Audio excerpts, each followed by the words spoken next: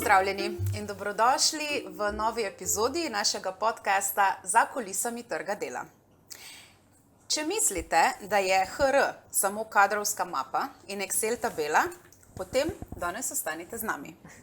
Danes bomo govorili o HR-ju, ampak brez obrazcev, brez pravilnikov, brez tabel.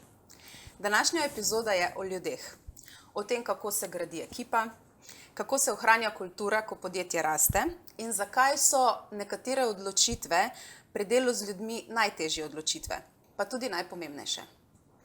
Moje ime je Živa Štiglic in sem vaša gostiteljica, z mano pa je Anisa Faganel, vodja kadrovske službe Income Leone, ki dokazuje, da je kadrovsko delo z ljudmi, ena najbolj živih in nepredvidljivih vlog v podjetju. Anisa, pozdravljena in dobrodošla. Pozdravljeni, hvala za povabilo. Hvala, da si se To lepo najavo. Tako, pa kar začnimo z vprašanje, a ne? Dejo. Okay.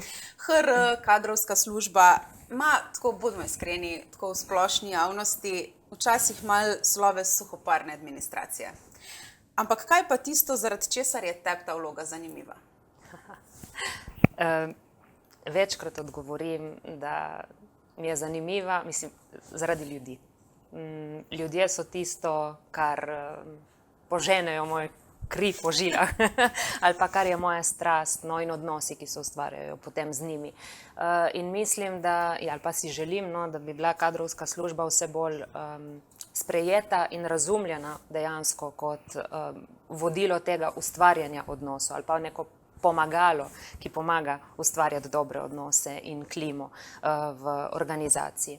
Je pa nekaj res, da vseeno, da je tudi administrativni del kadrovske službe v bistvu zelo pomemben, zato ker daje neke temelje v bistvu, zato da lahko gradiš. In prav je tudi, da imamo in zakonodajo in evropske direktive, tudi če se nam velikokrat zdi, da je tega mogoče malo preveč in da je vse preveč zbirokratizirano, je prav, da nam daje neke skupne smernice.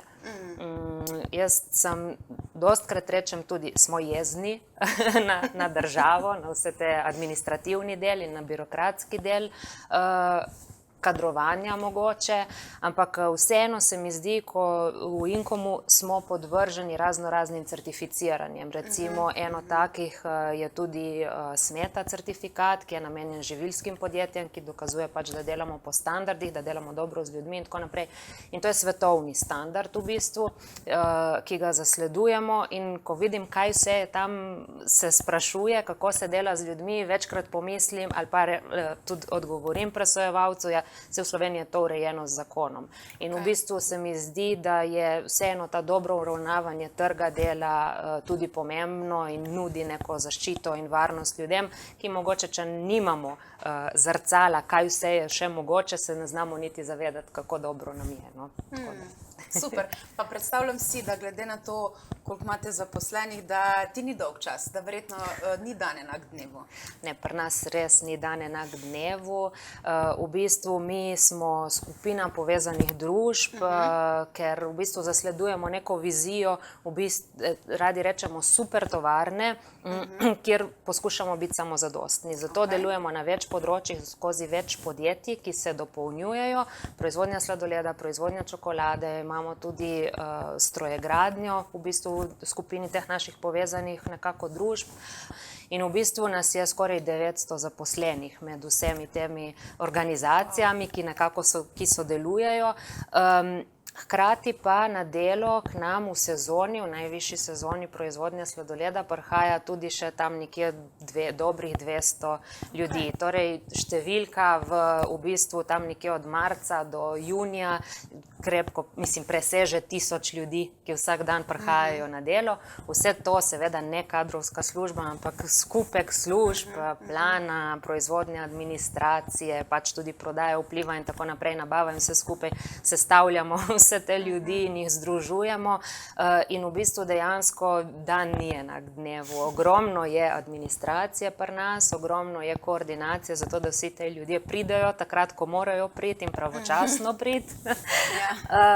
Ampak pomembno je pa tudi, kako se razumemo, kako upeljemo ljudi v sam proces dela, da smo dovolj hitri, da smo dinamični, da smo agilni, da znamo posneti in spregovoriti govoriti v vseh jezikih. Mi aktivno v proizvodnji govorimo 5 različnih jezikov. Mislim, ne, tako da tudi neke izobraževanja, komunikacije z zaposlenimi v bistvu prevedemo v 5 jezikov vsakodnevno.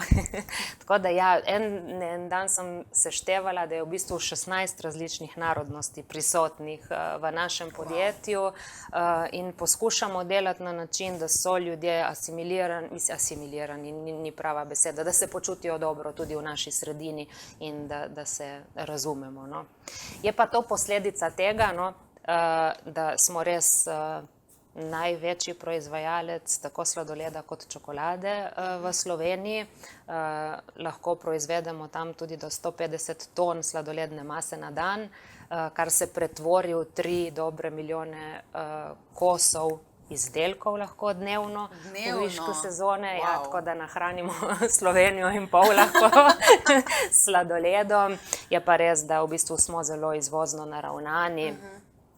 Večino naših proizvodov, v bistvu čez 90% izvozimo v tujino, skoraj na vse kontinente sveta, no, vključno z Avstralijo in Novo Zelandijo. To je naš ponos, mislim ponos, da smo sposobni biti v bistvu toliko agilni in dinamični, da se to uredimo. No. Pa ni to prav kadrovsko, ampak zato, da se razume. Mislim, da predstavim tudi malo, kdo smo in kom Leone. Super. Jaz si kar vizualiziram tele sladolede. Tako da deva mogoče zdaj začasno na drugo temo skočiti. Ko si bila izbrana za kadrovsko menedžerko leta 2021, kaj ti je to priznanje pomenilo takrat in kako na to gledaš zdaj? Ja, kaj mi je mislim, vsako priznanje ga sprejmem kot priznanje za pač nek uspeh, za nekaj, kar si dosegel. In v bistvu moram priznati, da vseeno mi je tako osvetlilo, ali pa da te nekdo pohvali od zunaj nekako, je vseeno, je fejst, je vedno fejst in zato tudi se vodje spodbujam, da je prav, da znamo dati pohvalo, da pohvalimo, da v bistvu damo človeku priznanje, ker vsakemu od nas, tudi če smo Slovenci, ja ne, sej to je vse v redu. In tudi jaz sem bila vedno taka tipična, ja, sej to je normalno, sej to je vse samoumevno. Priučiti se moramo dati pohvalo, no, kot vodje. Tako da moram reči, da prvo mi je bilo sej res nisem naredila nič posebnega, sej nisem naredila nič drugačnega, ampak potem s časom v bistvu se mi je usedlo vseeno, da zgodba, ki smo jo takrat ustvarili, no, in ki je bila podlaga pač za to priznanje, je bila kar velika zgodba, predvsem je bil izjemno dober poligon učenja in sem se to naučila sprejeti. Kaj sem se pa iz procesa naučila, zato ker v bistvu za to takrat priznanje, zdaj je priznanje pač HR ekipi, kar je dosti bolj ustrezno priznanje, ker en sam človek pač ne more nič premakniti gora, ne.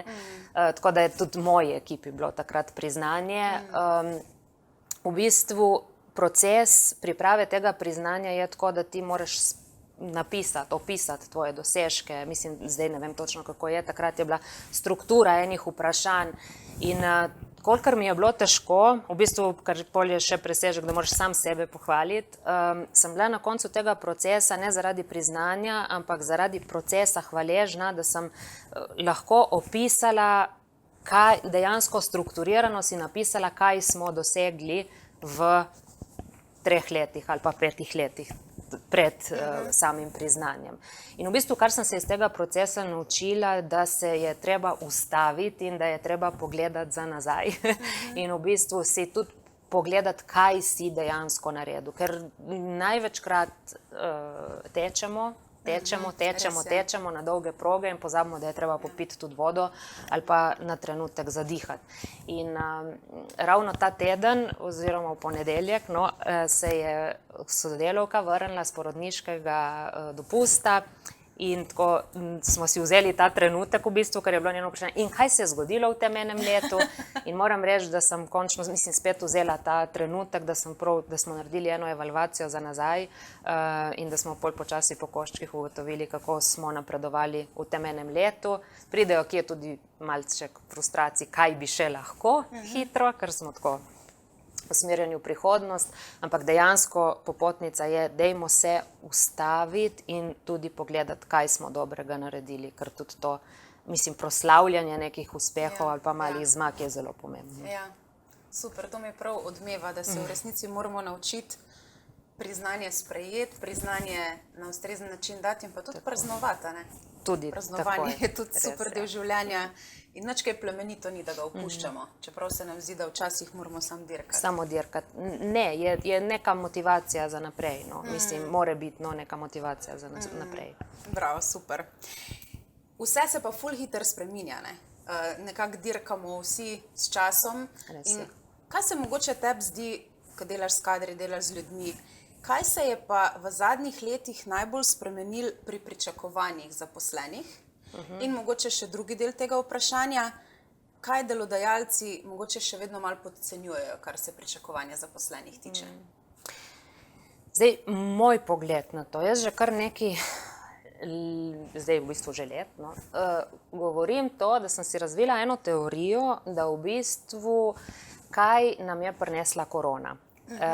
In jaz mislim, da prav med korono se nam je zgodil en tak prevrat vrednot, mislim, ne v slabem smislu, ampak da smo ljudje začeli med korono gledati tudi na delo ali pa ta work-life balance in tako malo drugače. Ali pa so nam to mogoče tudi mlajše generacije prinesle, kjer ni več vrednota samo delaj, tako kot smo navajeni predstavniki generacije X, pa tudi še Y, če sem jaz tam nekje na prelomu, ali pa še starejši od nas, ko je bila res, delo je bila vrednota. Ja. Zdaj je dosti večja vrednota, ki prihaja verjetno z mlajšim, ampak jaz to pogojujem tudi s korono, tudi ta prosti čas, tudi čas za uživanje, mogoče se bo to tudi še spet malo zbalansiralo, ampak takrat, takoj po koroni, po teh zaprtih, se mi zdi, da smo ljudje kar potrebovali to neko čim več svobode. Naučili smo se tudi delati več od doma, z nekih fleksibilnih oblikah dela. Ni to, se ne da aplicirati v vse panoge, v vsa podjetja, to pač enostavno ne gre. Mi smo recimo proizvodno podjetje, kjer pač se sladoled proizvaja na lokaciji. Je veliko takih podjetij, potem se to odraža tudi v neke strokovne službe, kjer je pač enostavno tudi okej, da smo, če morajo biti eni prisotni, je prav, da smo vsi prisotni. Tako da to, no, ampak mislim, da ta vrednote, te svobode, dinamike, prilagodljivosti, da se je to precej spremenilo. Na strani podjetij je pa tako, ja, da odvisno koliko se eni, kar bi ostali še malo v prejšnjem času in si potem tudi z mlajšimi kandidati mogoče kdaj malo težje pridemo nasproti, no. Ampak to, prilagodljivi moramo biti v vsakem primeru in se prilagajati na spremembe, pač ali okolja, ali generacije, ali pač česarkoli. No, to mora biti non-stop. Pa če smo že ravno pri prilagodljivosti, kaj je pa ena stvar, ki jo ti počneš zdaj drugače, kot naprimer pred 5 leti, ali pa veš kaj, pred korono? Pred korono. Ja, pred 5 leti je bil glih tak nek umestni čas. Mogoče pred 5 leti ni najboljši timeline, ampak kaj je ena stvar, ki jo ti zdaj počneš drugače kot pred korono pri vodenju ljudi, ker pač tisti pristop ne deluje več? In ne vem, v bistvu zamenjala sem ekipo, mislim tako, da ne morem reči niti, da bi vprašali moje sodelavce, ker se bojim, da itak karkoli bom rekla, mogoče oni razmišljajo malo drugače. Ampak kaj, poskušam mogoče ne več toliko urediti vse sama, veliko več pač prenesti, poskušam dati neko odgovornost sodelavcem. Mogoče niso vedno najbolj navdušeni za to, kdaj povem tudi malo bolj ostro, kaj so moja pričakovanja, mislim ostro, pač spoštovanjem, vseeno, pa sej ne vem, odvedno sem bila taka, da mi je bilo ful pomembno, da gradimo na odnosih, da se razumemo, da gradimo na zaupanju in vedno, ali pa zdaj lahko še bolj, no, spodbujam, da ne mi samo povejo, da ko imajo težavo, mislim, da ne bojo samostojni pri delu, ampak da če imajo težavo, ne pometajo pod preprogo ali skrivajo, ampak da ne opovejo, da bomo skupaj rešili. Tako. Vem pa tudi, kaj bi lahko še izboljšala. Pa povej. pa še to povej. Lahko? Ja, absolutno. Neko mojo, jaz imam neko tak primorski temperament, so mi vedno govorili, ko sem bila v Ljubljani v službi, ker to sem tudi spremenila, da se ne vozim več v Ljubljano, kar v redu. In v bistvu to mojo, da stvari povem tako zelo, to moram se še naučiti, no, da še to malo zmanjšam moj entuzijazem ali pa navdušenje v pripovedih. To pa te razumem, mislim, da imava to kar skupno. Sicer nisem iz Primorske, ampak iz Štajerske. No, sej pravijo, da je tako. Ja, ne, ampak sem tudi ta feedback že večkrat dobila v službi in privatno. Tudi doma mislijo isto. Ja. Razumem. Pa ko smo ravno pri kadrovskih strategijah, tako ali drugače, če bi mogla kadrovsko strategijo Inkom strniti v eno ključno stvar, vem, da je ful stvari, ampak če te za eno ključno vprašam, kaj bi bilo? Ne, jaz jo imam napisano in jo preberem, ne zato, ker je ne vem, ampak zato, ker hočem, da je povedana tako, kar je treba. Saj smo jo zapisali skupaj. Optimizirani kadrovski procesi so podpora strokovnemu razvoju kadrov, vodjem pri kadrovanju in vodenju in posledično dobremu počutju ter zdravju zaposlenih. Vse to ustvarja ambasadorje podjetja in krepi ugled delodajalca. Res, zakaj sem to želela prav prebrati, ker je prav, da če je strategija zapisana, da se je pač tako držimo. In zato, ker je res težko reči, da je samo ena stvar tista, ki je pomembna, ampak je skupek. In tako, kot smo se prej pogovarjali, da je administracija ali pa tej kadrovski procesi, kot jim rečemo, jaz rečem, da so temelj naše zgradbe. So tisti, mislim, kjer če postavljamo hišo, smo najprej naredili skop, naredili betonsko ploščo, to so pač neki procesi. Ki so. In v bistvu tudi s tem, ko mi optimiziramo kadrovske procese, se nam sprošča čas in energija, da pomagamo vodjem pri razvoju vodenja, pri razvoju pač potem, kako oni naprej sodelujejo z zaposlenimi in tako naprej. In v bistvu vse to, jaz si mislim, da ustvarja neke dobre odnose, ustvarja zaupanje, kar je pa potem spet temelj dobrega počutja in potem, če se ljudje dobro nekje počutijo, valjda tudi, ko grejo ven, pač so dobri ambasadori podjetja. In to nam pol krepi employer branding in potem imamo spet lažje delo pri zaposlovanju in pri rekrutiranju in pri iskanju vseh teh ljudi. Torej nek tak začaran krog in se začne spet na začetku, ko vse te nove, ki pridejo, jih je treba potem spet nekako engagati, kakor radi rečemo, zato da grejo skozi cel ta proces. Pri nas je to zelo pomembno, jaz sem prišla v Inkom leta 2023 in od maja 2023, 2 dobri leti in pol in nas je približno 200 ljudi smo dodatnih zaposlili v tem času.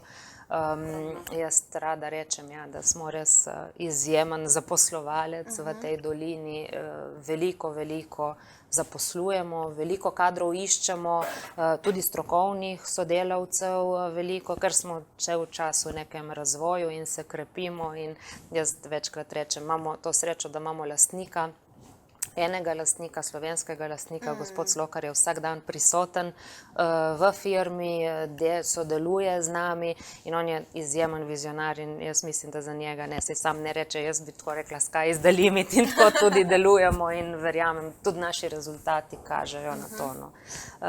Tako, fajn je. Ste izjemno hitro rastoči pola, ne? Izjemno hitro rastoči, ja. Kaj pa srce vaše organizacijske kulture in kako ohranjati to srce živo, ko v bistvu tako hitro rastete? Srce naše kulture, jaz mislim, da je inovativnost. Oziroma tako, mi Inkom oziroma Leon ima en zelo lep slogan, pa pogledujem proti naši skrbnici strateškega komuniciranja, ki je tam od zadaj. In sicer pravi tako, sicer je precej star, pričakuj nepričakovano. Ampak je, kakor se kdaj sliši lahko malo tako, nam daje nek zagon, da moramo vedno biti inovativni, vedno biti prilagodljivi, vedno biti malo drugačni. In zdaj, če rečem, mogoče je kdaj malo stresno to, ampak večino časa je pa nekaj, kar te vleče naprej. V bistvu greš v neznano, pa greš v neko zgodbo uspeha, v nek napredek, v neki, kar te žene naprej. No. Tako da se ne vem zdaj, če sem prav odgovorila, ampak malo s prispodobo tudi tega, kdo smo in kaj smo. Verjamem, da če pričakuješ nepričakovano, da malo stresno je, ne? Malo stresno je, Per ampak se. če pričakuješ, je malo manj stresno, kot bi bilo sicer. Ampak definitivno pa pač pustolovščina. Je pustolovščina, lepa pustolovščina. Tako. Super, odlično. Zdaj pa greva še malo konkretno na HR. Če bi mogla zbrati CV ali vibe kandidata, kaj bi zbrala? Čemu daš prednost? Težko rečem, čemu dam prednost, ker delujem tako. CV je vstopnica, definitivno, izkušnje so zame vstopnica, pri izbiri pa botruje absolutno vibe. Zdaj pa naprimer naši poslušalci so mogoče tukaj, upam, iz tudi splošne javnosti, ti verjetno vidiš ful enih CV-jev, pa si jih že videla v karieri. Kaj bi rekla, kaj bi priporočila, kaj je za tebe dober CV, kaj bi bil en namig, ki bi ga lahko dala? Zdaj bom jaz res povedala, kako jaz tole vidim in gledam. Zame CV mora biti dolg res maksimalno 2 strani, rajš eno, če se da strniti. Ja, razumem. Mislim, da je strukturiran, tudi če je po Europasu ali nekaj podobnega, je skoraj še najboljše, zato ker v množici prošenj, ki jih dobiš, kadrovniki že pač vemo, katere parametre se pogleda.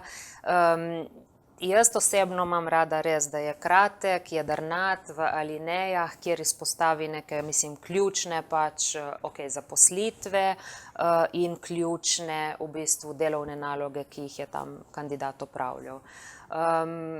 Bom rekla tako, me ne zanima niti v bistvu starost, ni pomembna spol, se pač ne oziramo na to in še manj se bomo tudi z evropskimi direktivami in tako naprej. Ampak vseeno neke stvari, oziroma tako bom povedala, v zadnjem času, v zadnjih CV-jih, ki smo jih prejemali, sem opazila, ali pa za neka določena delovna mesta, da se ljudje sploh več ne opredeljujejo, niti kje živijo, niti od kje prihajajo, niti ni nujno, da je vedno potem to prav prednost. No, kar jaz pravim, če prav nič ne želite sporočiti delodajalcu, si mislim, kakor da ne želite vzpostaviti nekega odnosa zaupanja. Mi smo jasni, smo transparentni, imamo objavljena letna poročila, imamo spletne strani in tako naprej. In zdaj če kandidat prav nič o sebi ne napiše, razen pač delovnih izkušenj, ne vem, jaz to tako vidim, ni nujno, da vsi tako, ampak ko se prijavljate na Inkom, jaz bi si vseeno želela, da poveste kaj o sebi. Ne bomo vas sodili zaradi tega, ne pomeni, da nekoga iz Štajerske ne bomo povabili na razgovor, ampak res tako prvi vtis mi je pač tak. No. Tako da to, ne vem, to. Ena stvar me je vedno zanimala, slika ja, slika ne, ali vse en? Meni je lepo pogledati sliko. Ne vem pa, če že kdaj nisem, zato ker mi slika ni bila všeč kandidata, ki je imel ustrezne kompetence, ne bi izbrala, da pride na razgovor. To sem se vedno spraševala, ker jaz je nimam, če bi jo pa mogla dodati. Jaz mislim, da to je tako. Tudi ko posnamemo, ne vem, oglas recimo za nekaj, vsake oči ima svojega malarja. Nekomu je všeč, nekomu ni všeč. Meni osebno, kakor sem rekla, meni je všeč CV, ki ima sliko, ki imate ključne neke kompetence izpostavljene, ki vidim, kdaj je človek katero šolo, jasno in transparentno, katero šolo je zaključil, kdaj jo je zaključil, kje je delal koliko časa in kaj je počel. In s kje prihaja in da pač to, kar spada zraven. To je meni osebno všeč. Zdaj pa verjamem, da bo kakšen moj kolega gledal popolnoma druge stvari pri tem. Seveda. Isto, kakor bo nekdo izključno na podlagi, ne vem, psiholoških testov ali pa ne vem kakšnih nalog pač zaposlil in jaz mislim, da je to tudi prav, če njemu koristi. Jaz pa, ne vem, res začutim, CV je dejansko prvi filter, da nekdo pride, potem se pa res veliko fokusiram na energijo, ki se vzpostavi med nami. No. Očitno uspešno, glede na to, kako rastete. Sej ne vem, v bistvu še to bom rekla, je znana pač tudi mantra, to že počasi postala, da je hire for attitude in train for skills. Ne? V bistvu, če je pravi odnos do dela, če je ta pravi vibe, potem v bistvu lahko mi dejansko, naučimo človeka nekih skillsov, ki jih potrebujemo, ker največkrat, ko rečemo, tudi če mi zaposlimo tehnologa, tukaj je tehnolog v živilskem podjetju eno, potem tehnolog v podjetju, ki proizvaja sladoled, spet malo drugačen, tako da v bistvu neka znanja v vsakem primeru moramo predati. Ne? To mi je pa ful všeč, ja. Da se v bistvu s treningom pa z ustrezno podporo pa to da marsikaj, če je prava energija, motivacija. če je prava motivacija, ker tisti, ki pride s pravo motivacijo, tudi če mi ne oddelamo z vsemi kljukicami usposabljanja in to, bo pač kandidat sam iskal odgovore in načine, kako se bo nekaj naučil. Ne? In če na primer pogledava mlade, ki šele vstopajo v trg dela, kaj misliš, da je najboljši, pa kaj bi bil najslabši nasvet? Po tvojem osebnem mnenju, ki ga mladi danes dobivajo glede kariere? Nasvet. To je težka. Ta je težka, pustimo se presenetiti. Zdaj spet ne bom prav posploševala, sem pa se s parimi mladimi izven Inkoma, čisto tako v privatnem življenju pogovarjala, vstopajo z izjemno visokimi pričakovanji. Zelo so samozavestni, kaj si oni želijo, kakšna plača bi morala biti, kakšni delovni pogoji. In se mi zdi, da tej mladi kar pridejo, ne vsi, ampak obstajajo tudi taki, ki imajo kar jasne želje in fokuse, tako da njim včasih rečem, ali pa nasplošno bi rekla, dajmo malo downsizati, po drugi strani jih pa občudujem, da so toliko samozavestni. Tako da ni nujno samo slabo, ampak mislim, da je vseeno treba malo tudi kaj prvo pokazati, da nekam prideš. No. Ja, je pa res to stara šola, tako da tudi na naši strani delodajalcev, če rečem tako, zaposlovalcev, je pač neki prostora, da moramo pač tudi to sprejeti. No. Sej odločitev je na koncu koncev v naših rokah. Ampak v vsakem primeru dober in slab nasvet je prilagodljivost in pač down to earth ali tako. No, ja, seveda, še posebej na začetku. Na začetku, ja. Za vse je čas, ne biti neučakani. Tako. Super. Evo, počas prehajava k koncu in me v bistvu za predzadnje vprašanje zanima, kaj si pa ti kot vodja kadrovske službe želiš, da bi zaposleni razumeli o HR-ju?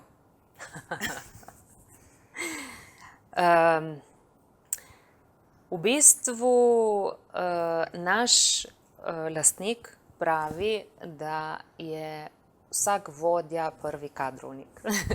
Torej si želim, bom rekla, za leto 2026, da res, da uspemo biti tako dobra podpora, da nas začnejo vodje razumeti kot dobro podporo, ne pa kot nekoga, ki bo stvari delal namesto njih. Zdaj, da ne bo spet pomote. Mi bomo vse uredili, vso administracijo, vsa izobraževanja in tako naprej, vedno vodjem na voljo, ampak jaz pravim, vodja mora sam zbrati svojo ekipo in vodja mora sam znati delati svojo ekipo. Ko daje pozitiven ali ko daje negativen feedback. Delam zelo na tem, da smo vodjem vedno tista varnostna mreža, da ko pride tudi mogoče, včasih je težje, pohvaliti je lepo, ko je treba grajati v navednicah, se potrebuje pomoč, vedno smo zraven, ampak vedno vodjem usmerjam, dajte probati sami, zaradi tega, ker se na ta način vodje v bistvu izobražujejo in dejansko nekaj, kar nam manjka, ravno včeraj smo imeli eno super srečanje z kadrovsko društvo Severne Primorske in GZS imamo skupaj v tandemu, organiziramo ene dogodke za kadrovnike in se kar, tam nas je bilo ene 35 recimo in se kar vsi strinjamo, na vodjih moramo delati. Na vodjih moramo delati v bistvu in vodje so dejansko podaljšana roka kadrovske službe, mislim v odnosu do vodja ali pa oziroma glavni most. In to mora biti, na tem se moramo delati, ko bomo dovolj dobri v tem, ne bom rabila povedati, kaj si želim, da vejo o kadrovski službi, ker jim bo že vse jasno. Vsak vodja je prvi kadrovnik, to mi je pa top. To mi je pa prav ostalo iz današnjega pogovora. Odlično. Zdaj pa za konec se greva pa še eno hitro igrico. Okay. In sicer, to je hitra igra, se pravi, kar ti prvo pride na pamet, dve stvari ti bom povedala in eno lahko obdržiš, ena mora ven. Prvi krog. Rast podjetja ali močna organizacijska kultura. Kaj obdržiš? Močna organizacijska kultura. Ok. Močna organizacijska kultura ali zadovoljstvo zaposlenih? Močna organizacijska kultura. Ok. Močna organizacijska kultura ali učinkovitost in rezultati? Prvo, močna organizacijska kultura. Ok. Močna organizacijska kultura ali razvoj ljudi in talentov? Močna organizacijska kultura. Ok. Močna organizacijska kultura ali jasna pravila in struktura? Med dvema še zmeraj močna organizacijska kultura. Ok, gremo naprej. Močna organizacijska kultura ali zaupanje in fleksibilnost? Močna organizacijska kultura. Pa še finale. Okay. Močna organizacijska kultura ali dolgoročna vzdržnost podjetja? Je enako. V bistvu vsi pari, ki sem jih izločila, so pogoji za močno organizacijsko kulturo. Torej, v bistvu zato sem zbrala močno organizacijsko kulturo, ker v bistvu pomeni, da si pri vsem ostalem že naredil kljuko ali pa da močna organizacijska kultura vpliva, da je kljukica pri vsem ostalem. Mislim, da je na nek način začaran krog, definitivno pa bom vedno verjela v moč odnosov, v moč tega, da če se dobro razumemo, če je močna organizacijska kultura, smo potem lahko uspešni. Jaz rada rečem, mora biti vzpostavljeno zaupanje in to potem, ali pa močna organizacijska kultura in ustvarimo potem tudi uspehe. No? Super, jaz mislim, da je tole kar odlična zaključna misel za današnji podcast. Najlepša hvala, Anisa, za tvoj čas, za to, da si podelila svoje izkušnje, misli. Jaz upam, da ste tudi vi bili nagovorjeni, jaz sem vsekakor bila. Najlepša hvala, pa se vidimo v naslednji epizodi. Hvala, Živa. Hvala tebi.